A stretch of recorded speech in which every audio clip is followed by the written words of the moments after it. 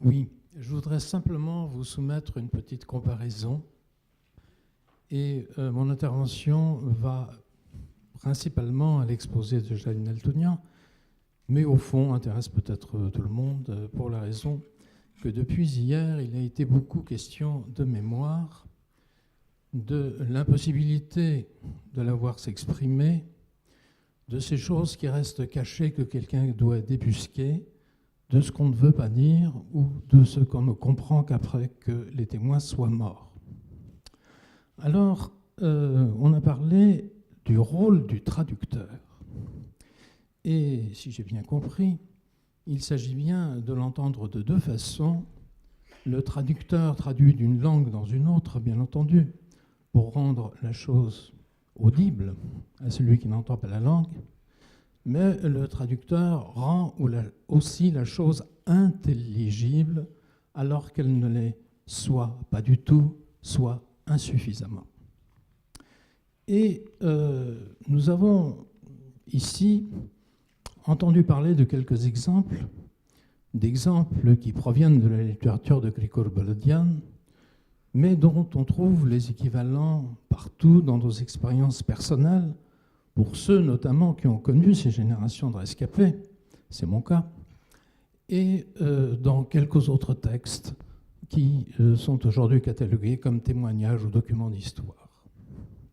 Et on se rend bien compte de la difficulté que les gens ont eu d'écrire, de s'exprimer. Leur est-il fait qu'ils le font avec une certaine pudeur, quelquefois. Alors, il y a effectivement des textes qui sont très crûment écrits, ils sont rares.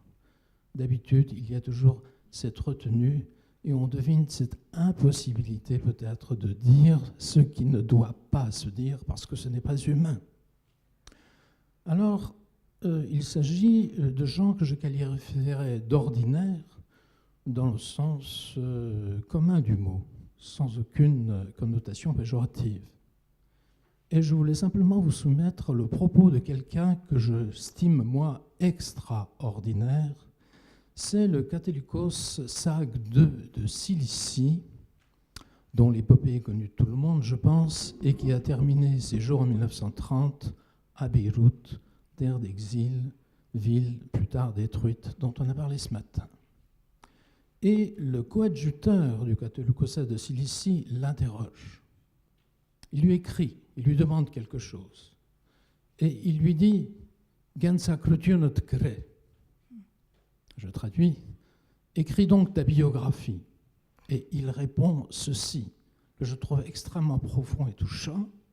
Il dit « Jank unetsank vor gansa krutjun unenank ».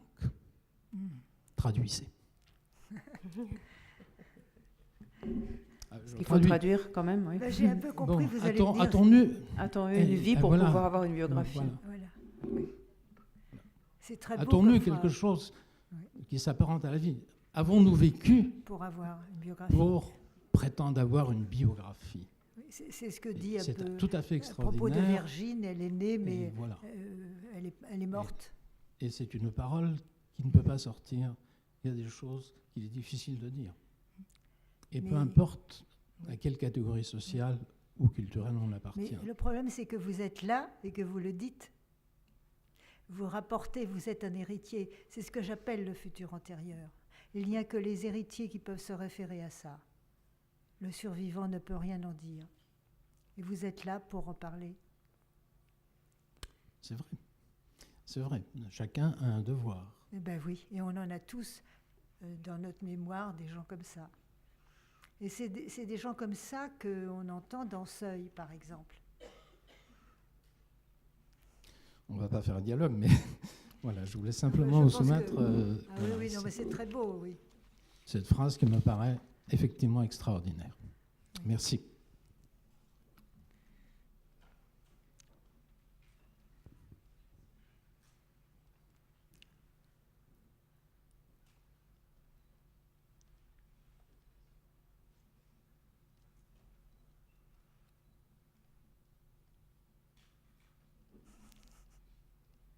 Est-ce que le sujet a rendu tout le monde muet?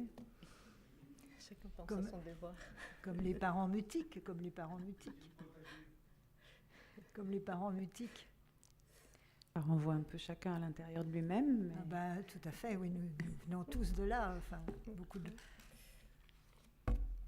Ça serait intéressant d'ailleurs d'interroger, parce qu'il y a quand même dans cette salle une ou deux personnes qui ne viennent pas de là et qui s'interrogent, qui s'occupent de cette chose-là.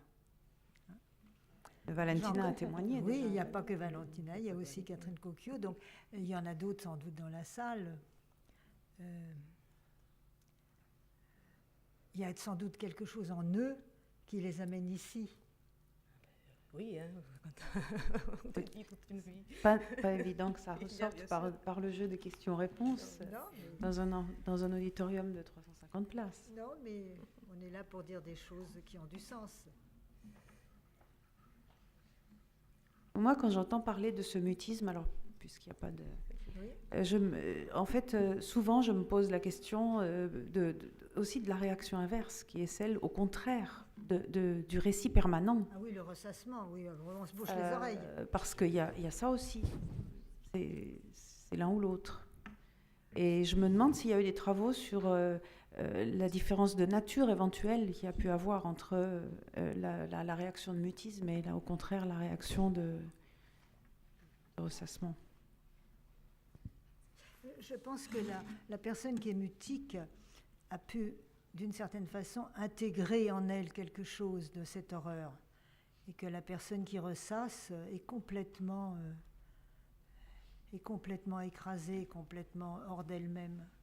Le ressassement élimine toute position subjective.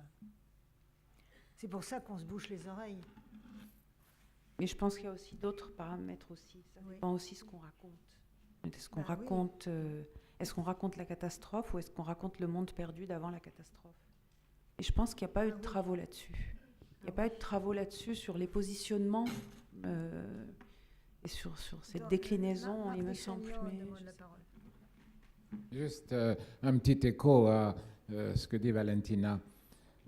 Je crois que Valentina, il y a beaucoup d'effets de la catastrophe, où il y a beaucoup de phénomènes qui sont la catastrophe même. Et ce que tu dis sur les manuscrits, c'est un de ces phénomènes, n'est-ce pas? Il n'y a pas en diaspora de culture de conservation des manuscrits. Le Asphalte de Vorpuni, qui a été publié à tort et à travers à Istanbul, nous n'avons pas le manuscrit, donc nous ne pouvons pas rétablir le texte. Le cas le plus extraordinaire, c'est quand même celui de Agop Chagall, n'est-ce pas? Le problème, c'est que les manuscrits, au bout d'un certain temps, c'est pas qu'on ne sait pas où ils sont, c'est qu'ils s'effacent, ils disparaissent. Je veux dire, l'encre disparaît, le papier se corrompt, etc. C'est trop tard pour nous, Valentina, mais une partie des manuscrits de Agop Chagall se trouve à Antilias. Et vraiment, il serait temps d'y songer. Oui, il faut numériser. Je regarde à ma gauche, comme ça, d'une façon naturelle, effectivement.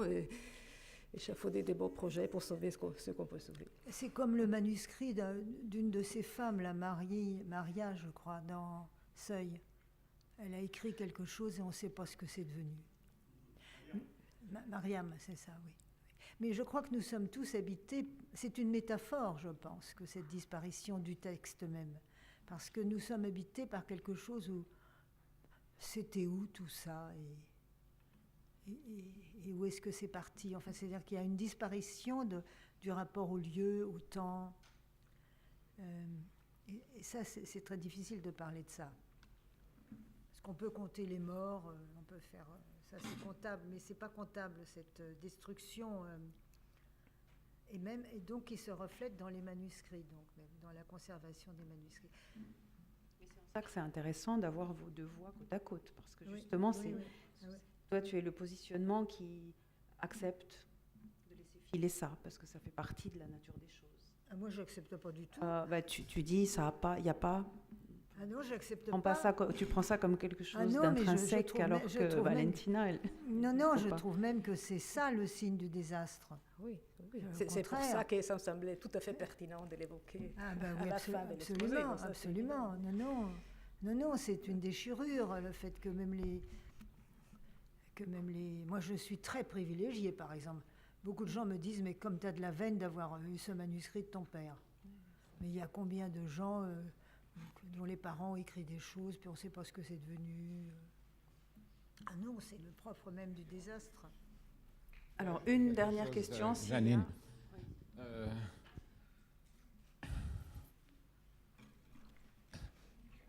C'est quand même assez extraordinaire que une grande partie des survivants étaient turcophones. Ah oui. D'une part. Mais d'autre part, à part celui-ci, et un autre exemple que nous connaissons, aucun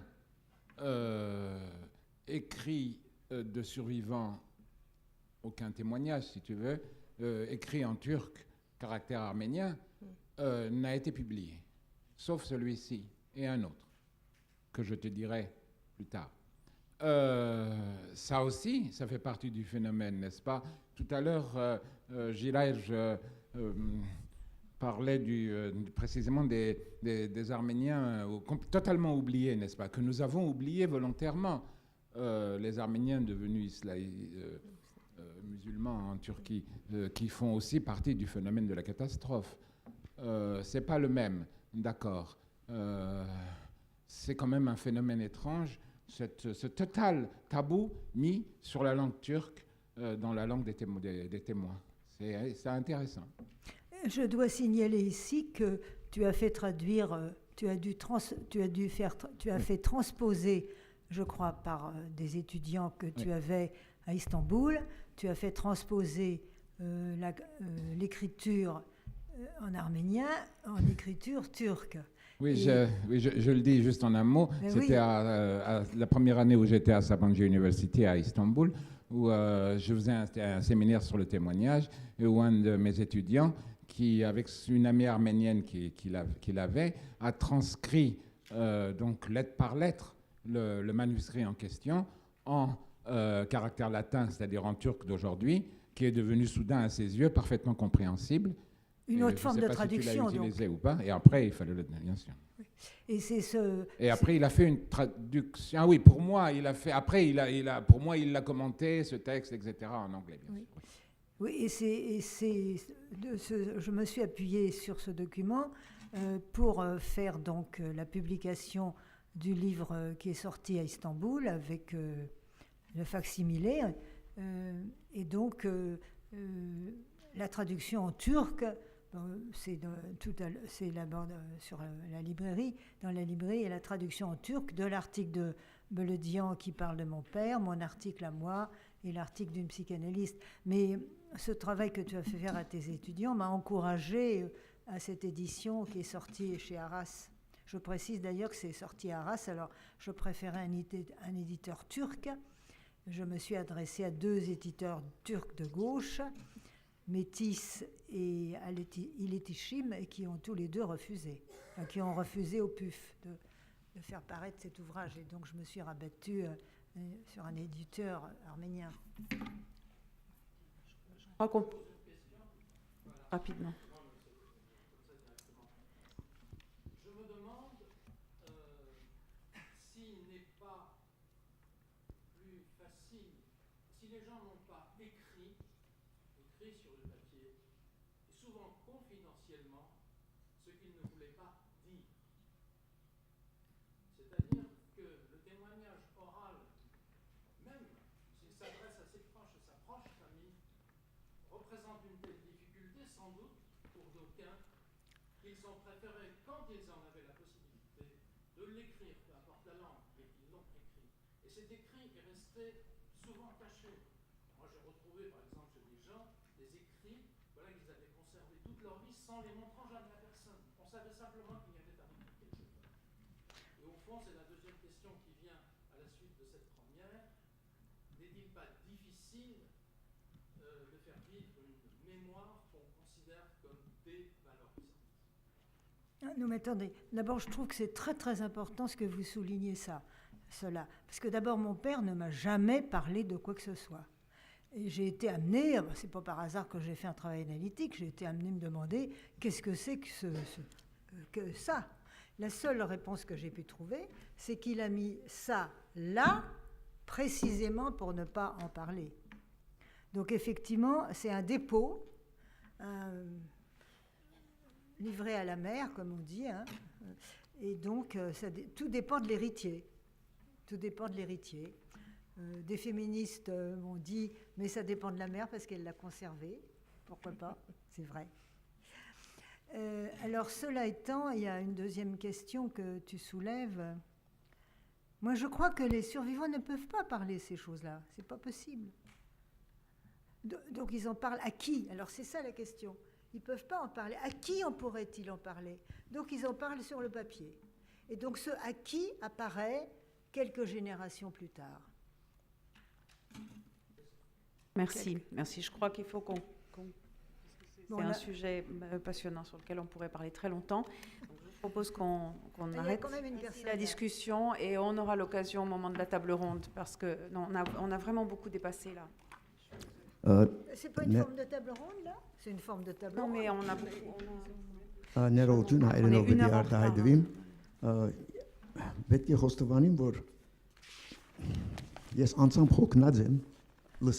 Mais Kroknatschenk? Հոգնած եմ այն իրականությունին, որ մարդիկ կգրկնեն ու կգրկնեն, որ անպատմելի է, կարելի չէ ըսել, ճիշտ չէ։ Որպես բադում գային եւ եղած են մարդիկ, որ շատ հստակորեն գրծած են փոխանցել փերանացի ցևով իրենց զավակներուն կամ թորներուն։ Ուրիշներ կան, որ լուր մնացին, չգրծան խոսել։ Այստեղ պետք է զանազանել երկու բան։ Մեկ վերաբրոը բատմոը քրականություն չներ։ Իսկ քրականության վերածելը այդ ուրիշ հարց է։ Եվ արդեն դժվարակույն բանը ադե։ Օշագանը ինքը այդ իրականության արժև դրված էր։ Եվ ինքը ի վերջո չգրծավ։ Բայց ինչու՞ չէ Terevus պիտի բադահիտեր եւ կան քրողներ, վիբակիրներ, որ հնարավոր է կարողանան այդ անել։ Իսկ անգլերենով ավելի քան terevus որևէ ուրիշ լեզվով արդեն շատ հուշեր հրատարակված են թարգմանաբար հայերեն է, որ ժամանակին քրվեր են կամ չեն քրվեր կամ պատմվեր են եւ կամ ցայնակրվեր են։ Այս բաները պետք է մոռանանք։ Այսինքն հрьяաները արդեն այս ուղղությամբ շատ մեծ աշխատանք տարած են։ Վերաբրողներուն անոնք որ քրակետ չեն պատմեն, խոսին եւ արձանագրվին։ Ժամանակին Ամերիկայի մեջ այս աշխատանքը շատ տարված է եւ հարյուրավոր բադումներ կան այսպես, որ քրականություն չեն, բայց վկայություններ են։ Պետք է մոռանանք ասիա։ Շնորհակալություն, Գարաչագեմ, je crois qu'il faut vraiment qu'on arrête parce qu'il n'y a pas de fin. Je crois qu'il faut qu'on revienne à l'œuvre de Krikor. Je voudrais dire quelque chose à ce monsieur parce que vous êtes en train d'illustrer exactement... Vous n'avez pas besoin de président séance. Non, mais ça va pas être longtemps. Vous êtes exactement en train de dire ce qu'a fait Krikor Beledian dans Seuil. C'est-à-dire, il met par écrit ce qui est mutique chez ces femmes est doublement mutique puisque c'est dans des photos. C'est tout à fait ça.